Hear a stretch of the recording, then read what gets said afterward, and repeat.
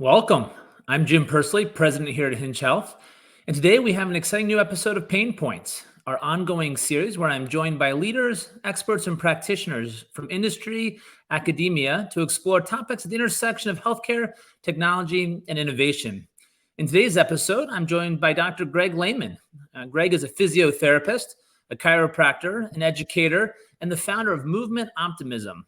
He's taught thousands of therapists in more than 25 different countries a science-based approach to the best practice strategies of rehabilitation. And in this week's episode, we're going to discuss the importance of understanding people in pain.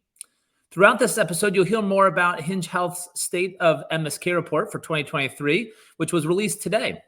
This report uncovers the findings of the industry with our own unique research, as well as third-party data. If you'd like to download a copy, check out the link pinned at the top of the comments section. Greg, thank you for joining us today from Toronto, Canada. Yeah, thanks for having me. It's great to have you here. I know our clinical team here at Hinge Health has been very fond of your work for quite a long time.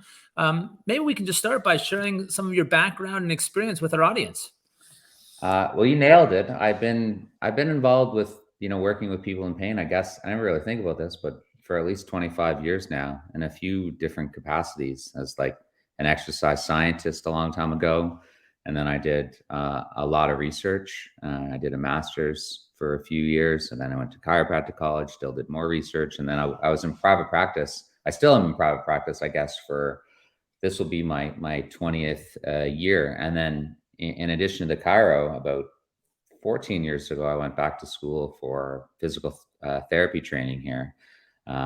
And now for the past 10 years, what I've been interested in is really knowledge translation. Like I've always liked to keep up to date on the literature and what the best evidence is to challenge myself. And what I enjoy doing now is really translating that knowledge to other practitioners. And so I go around the world, and it's great, and teach courses. And with Hinge, I get to have monthly, or often more than that, monthly meetings where as clinicians, we just work together to try to synthesize the new research and hopefully get better at what we do, which is always the challenge. So that's me.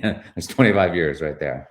Both a scientist and an evangelist. And I know our clinical team has really appreciated your perspective and your experience as you've brought to bear for us. I believe you're also an author and currently run your own practice. Is that correct as well?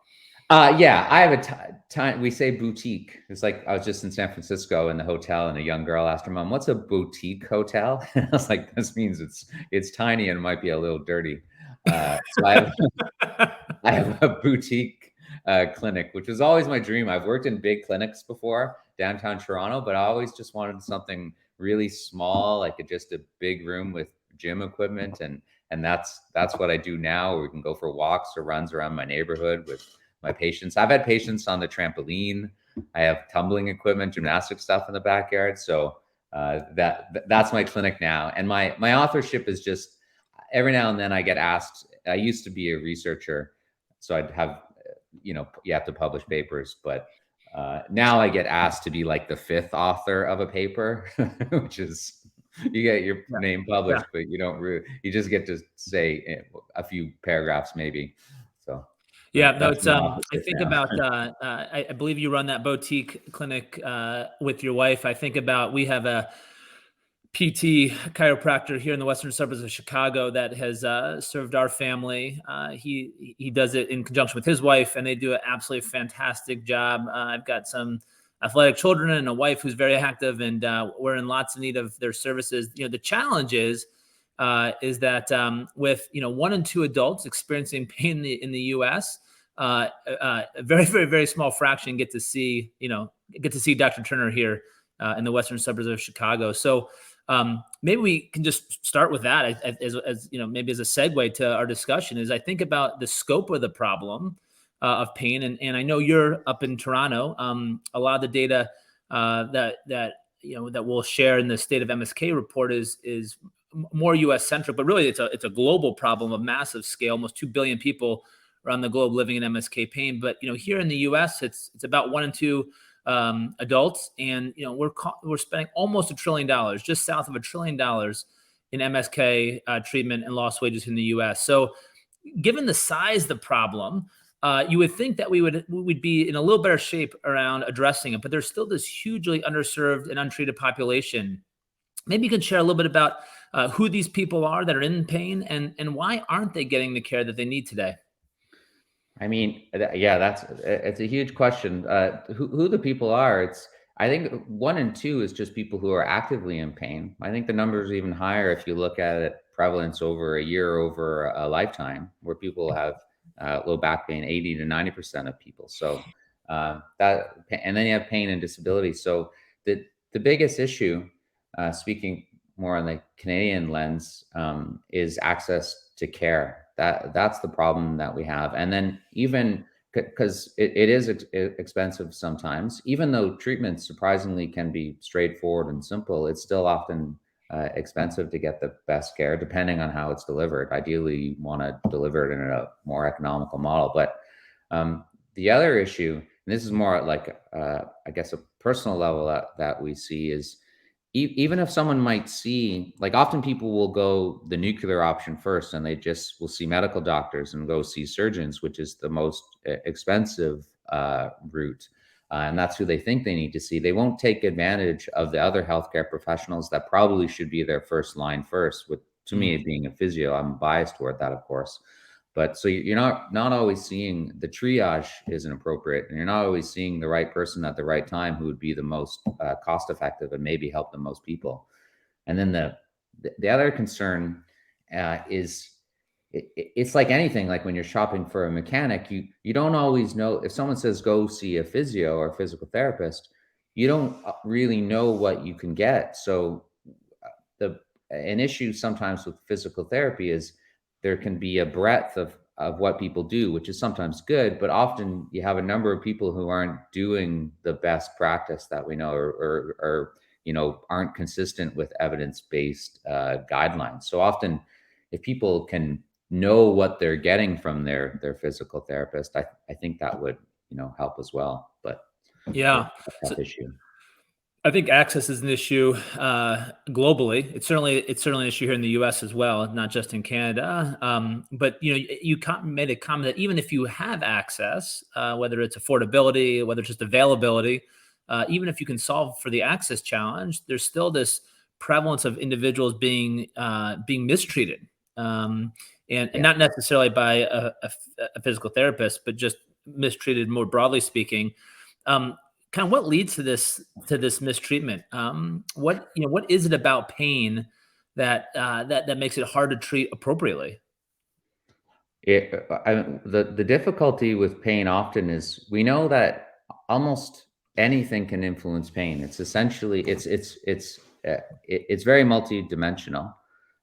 So people will have difficulty, like they'll have one thing that might help one person, and that's what they kind of like, spine manipulation or something like that. And they will help a lot of people with that, but they're kind of putting, that square peg into a round hole, where I'm going to mix my metaphors, but if all you have is a hammer, everything's a nail here. Yep. And we know with pain, you should be looking more at the whole person and looking at other factors that can influence pain. And so often people aren't getting help because they just keep doing the same thing over and over, and they're not getting like the different types of care that they would need. And that assumes that people are evidence-based. And then you just have a lot of different professions just doing things which are kind of questionable, and that wouldn't be as up to date as they could be in helping as many people as they could. Yeah, well, I think people, whether they could articulate it the way you just did, I think people feel that. In our state of MSK report, we saw that over 50% of people were not satisfied with the quality of care that they were receiving for their pain. And I think there's a lot of maybe misconceptions or myths around pain. I think this is something that you've encountered over your career and have been working to dispel, like you said, through education and through evangelism. But what are some of those common myths that you confront either with patients or with practitioners? Yeah, I guess that's that's my big shtick for the past 20 years is there's so many negative and unhelpful beliefs about pain and injury out there. And I had a patient with, I don't know, Monday or Thursday, whatever, it was just recently, and she has low back pain and hip pain. That's not uncommon. She's doing okay.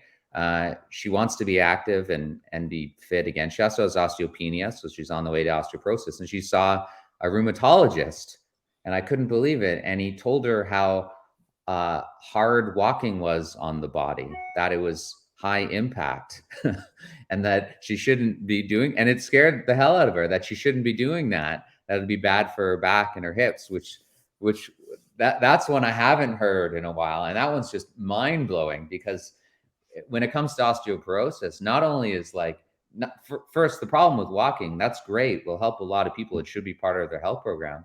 But for osteoporosis, it's actually not even really that helpful because it's not high impact enough.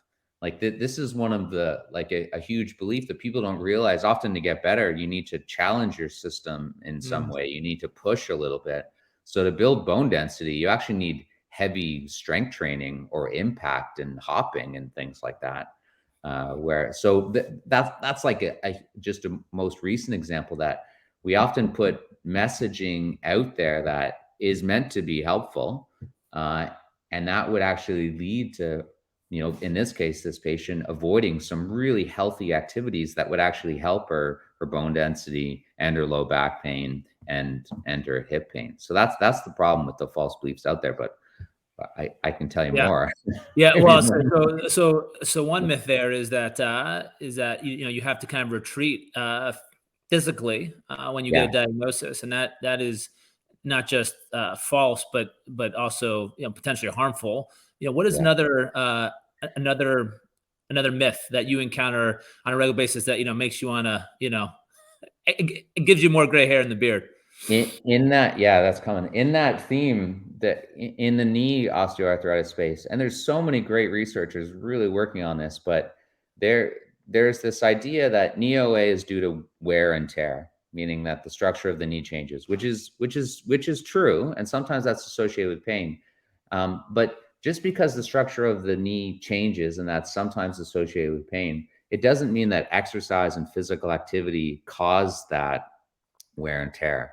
And it doesn't. And so people won't realize that being active still, strength training, exercise, jumping, hopping, skipping, walking, whatever the things you love doing in your life, playing pickleball, those might be sore at the time when you do them, but in the long term, they're probably good for the knee. And you could even make the case that it would actually improve the structure of the knee.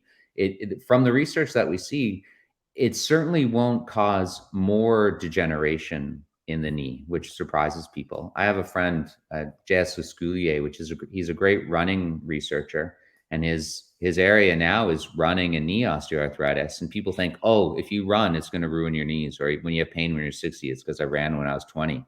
And in fact, from the research that we have, it looks like it's almost the opposite. That recreational runners, they have healthier knees when they're older. So it's that load on the joints isn't actually leading to more problems. If anything, you could argue that load is a force for good. And then so once people realize that, that's an educational issue. Once they realize that, then you can start making better decisions for your health. Yeah, just hearing that last comment about running. Here I am, somebody who eats, sleeps, and breathes MSK every day, and I gotta tell you, honestly, I probably believe the myth of all the running I did in my 20s is why I'm going to have bad knees in my 60s, and I would have filled in that bubble on the standardized test. So it's amazing. I mean, think about all those misconceptions. And is pickleball, by the way, sweeping Canada like it is here in the No, U.S.? No, No. I was just trying to be American. I had a patient in yesterday who played tennis. I'm like, you can play pickleball? She's like, I would, but we don't have the courts here. We're having the opposite problem here. If you love tennis, you're getting your courts taken away from you and converted rapidly. So tennis players are up in arms here in the U.S. I heard, but don't you get 4 courts for the size of one? You get at least 2. I don't know if you get 4, Okay. but you get, but there's definitely scale in pickleball for sure. Yeah, yeah. So, well, we're talking about, there's both myths in pain, but pain is also, complex. It's multifactorial, and there are some feedback loops. There's positive feedback loops, but also some negative feedback loops. And we see things in fear and anxiety and depression, high correlations. We see isolation. How do these feedback loops, in your experience, how do they affect people? And how can we change, make positive change when they're experiencing this pain? So a good example, I don't use that term, but though I know what you're saying with the feedback loop. A good example is when you mentioned fear. So often when we first hurt our back, and you could even have a disc herniation, you get a pain down your leg. It's not unreasonable for a few weeks or a few months to back off and avoid certain movements that hurt, avoid bending your spine for a little bit. That's reasonable, when something is first sore. But what the body does sometimes with people, and we're not even sure why, is that we fall into this stage of overprotection. And then we're told, oh, your spine is frail and it's weak and you have to stop doing the things you love, and then you have to stop bending. So you, after like a year or two, you really haven't bent your spine since before you had low back pain, and you're afraid to bend your spine because someone has told you that bending is bad for the disc or something like that. And so that might have been, again, good advice at the start, but it's no longer helpful advice 2 years later. So now people get in this cycle of they're afraid to bend their spine, they bend their spine less, they start getting more and more sensitized, their pain starts to increase, they start doing less and less and less, and then it increases their sensitivity because they're going to have to move their back at some point just to live. And because they're so sensitized to it and they haven't done it, it just keeps hurting them. So the difficult trick there, not even a trick, is we do something called exposure. Like if you're afraid of something, you have to face that fear. So we often do that with people who are avoiding spine flexion or movements that are healthy, but they're afraid to do. They have to get comfortable doing them again. And oddly enough, it can be helpful for pain, or certainly the disability associated with the pain and the fear and the anxiety, and start Yeah. getting your life back. That example you just gave kind of reminds me. In a previous life, I worked in global aging, and fall risk, fall prevention is a huge issue for seniors. It's usually is oftentimes a kind of a precipitating event for other kind of downward health trajectories. But your point about the fear of falling creates behaviors that actually accelerate or increase the likelihood of falling. So, as I become fearful of falling, I walk less, I spend less time being active. I'm afraid, of falling. And so, I do a whole number of things that actually increase my odds of having a fall, which is, ironic and sad. But it sounds like that's not just in the space of seniors and falls. It's more broadly, I guess all of us can be victims of that. Oh, yeah, that's actually a pain principle that often, our strategies to avoid something, increase the likelihood of it happening, right? Yeah. It's unfortunate. Yeah. You Yeah. see it with knee OA, with people who have ACL tears. They end up not bending their knee as much, and so they overprotect it. And so that's fine at the start. Like they don't use their knee as much. That's a good strategy initially. But then when they need that knee strength 5 years down the line, when they stumble or something like that, or they're playing a sport they're not used to, they're more likely to get injured. So it's just Yeah. a consistent thing we do as humans.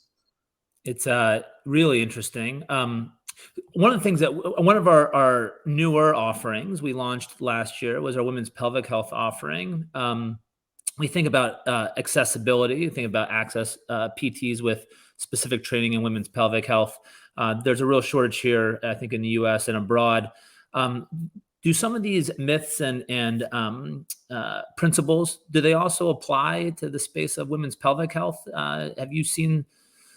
Yeah, it's not an area of mine, and I often refer up, but I've helped a lot of people. Often, the myth is related to the neo way, where people feel there's a sense of doom. Once they have a pregnancy, and then they could have some pelvic health issues with stress urinary incontinence and that, and they just think that, oh, this is something that I just have to live with. And sometimes with persistent pain, that's not the worst messaging. Like accepting and like committing to like living your life and being happy and healthy again, that's okay sometimes. But on the other side of that, with pelvic health issues, you're not always doomed. Just like with NeoA, you're not always doomed to go and have that surgery. So with pelvic health issues, people don't realize that there's something that they can do about it. And so soon after pregnancy, everyone seeing a pelvic health therapist should probably the status quo.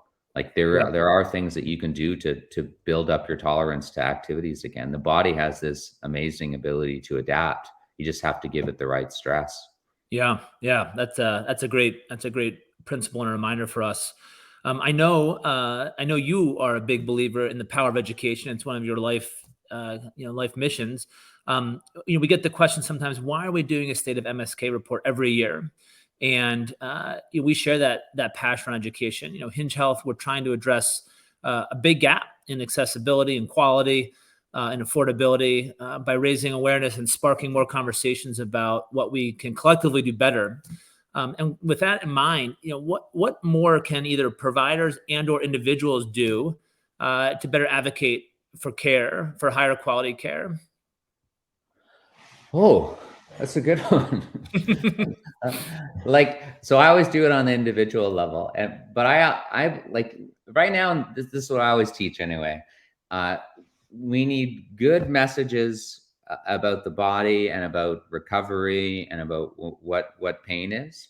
So I'm a big believer in harnessing social media for good. That it's okay to repeat the same things over and spread the message as you can of this, like that we can be a little bit more optimistic for pain. So that's how I take it. That's what I always recommend, that we like with the MSK report, like that would be a start, and then putting that into different digestible chunks, different mediums for as many people to read it as possible. Just I'm a bit of a socialist, where I think we do need to spread the word and get people as much access as we can to this type of messaging. So just spreading it. Well, thank you for helping to spread the word and for helping to push us to get better as we come to the end of our time this afternoon and look ahead to the future. Any final thoughts as you think about the audience? Typically, we have a couple thousand people, listening, usually all over the globe. Anything that you want to make sure that the audience hears from your perspective?